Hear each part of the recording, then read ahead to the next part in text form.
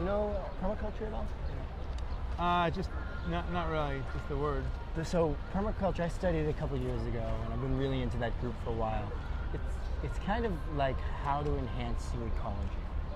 So instead of creating an industrial food web. Oh, this is like the cradle to cradle stuff we were talking about. So cradle to cradle would be the manufacturing version of permaculture. Okay. Permaculture is how to literally create a better ecology, like plant-wise.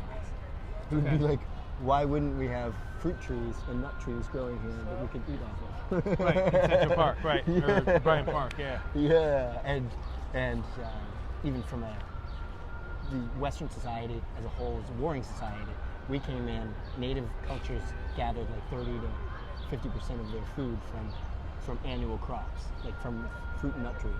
We came in and chopped them all down to kill them off. It was our job.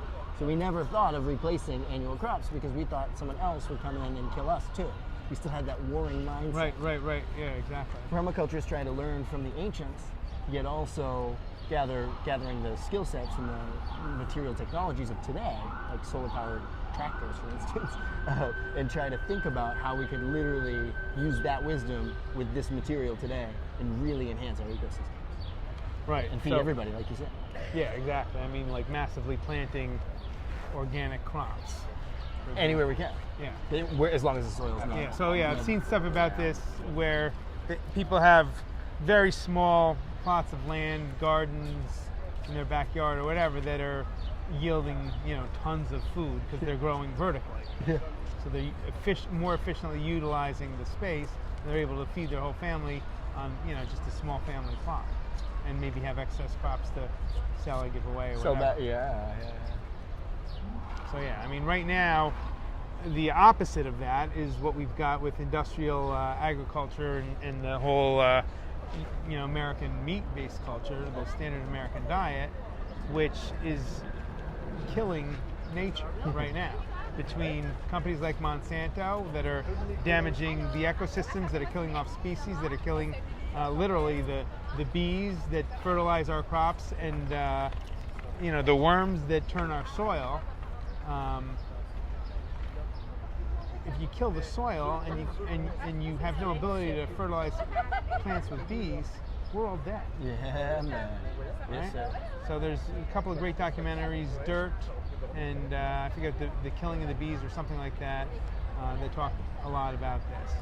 But you're seeing it right now play out in practice in California with the severe drought that's in place.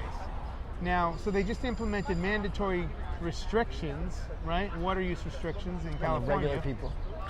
On the regular people, but they exempted agriculture, which uses 80% of the water and extraordinarily wasteful. Extraordinarily wasteful. So, the whole thing is just, if it didn't have such severe adverse consequences, it'd almost be comical.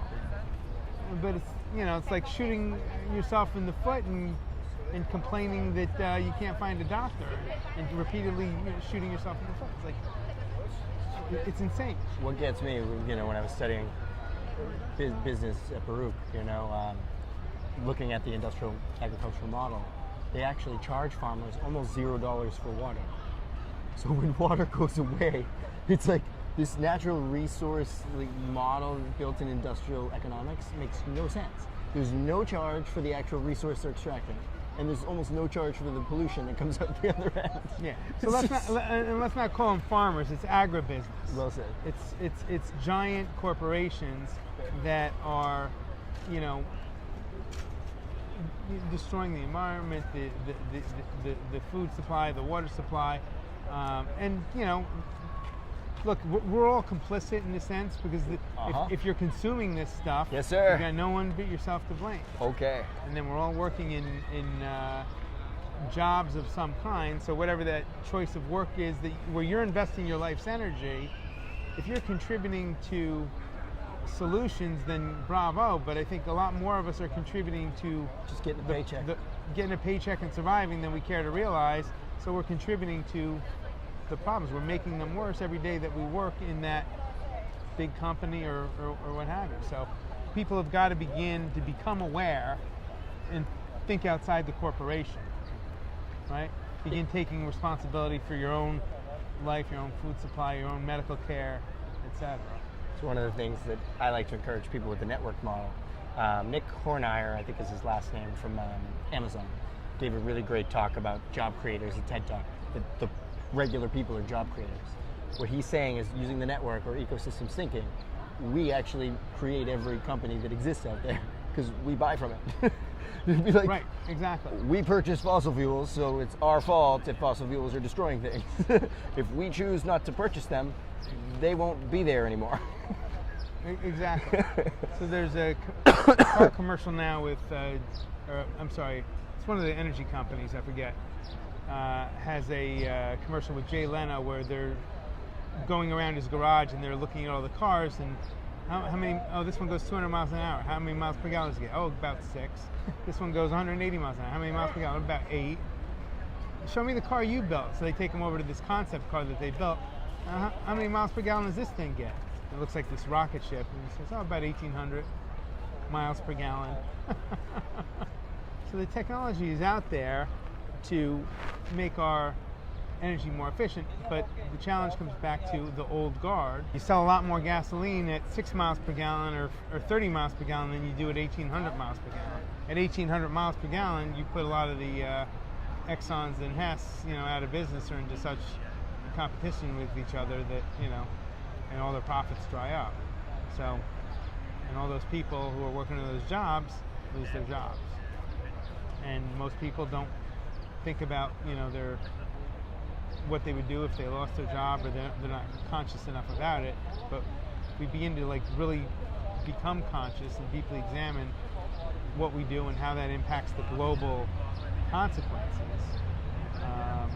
Some people will start to wake up and create jobs and create companies that sustainably, improve our ecosystem and where we're going. I mean, like a company like Whole Foods is an example in the right direction, where they're promoting, organic food and lifestyle and so forth. Now, are they perfect? No, nobody's perfect, but are they, probably a better model than McDonald's? I think so. Or a former McDonald's subsidiary, Chipotle, is non-GMO. Right. Yeah, So as we become more conscious and begin demanding these things, we begin demanding non-GMO, we begin demanding organic, we begin demanding sustainable, local, etc., then the businesses have no choice but to source it and provide it. So change comes from within. Us. Yeah. Good luck on your cross-country bike ride. I will be wishing you good thoughts and remembering my own cross-country ride from 1991. Yeah, that's how we connected at New York Power Team back in the past, but really reached out to get your wisdom on the ride, and thank you. Right. No, absolute pleasure. Enlighten me with that. I'm a little jealous. Love to go with you. And I want to tell the audience, or as I cross the country, I'm going to start in New York City to Philly, Pittsburgh, Cleveland, Detroit, Chicago, Des Moines, Iowa, Lincoln, Nebraska, Boulder, Colorado, Salt Lake City, Utah, Reno, Nevada, all the way through to San Francisco. If you know of any network leaders that you could reach out to and tell them that I'm heading on my way, I'd love to speak to them, love to get a good 20 to 30 minutes worth of tape with them and put it up on YouTube and continue the great message. Excellent. Well, good luck and have a phenomenal journey.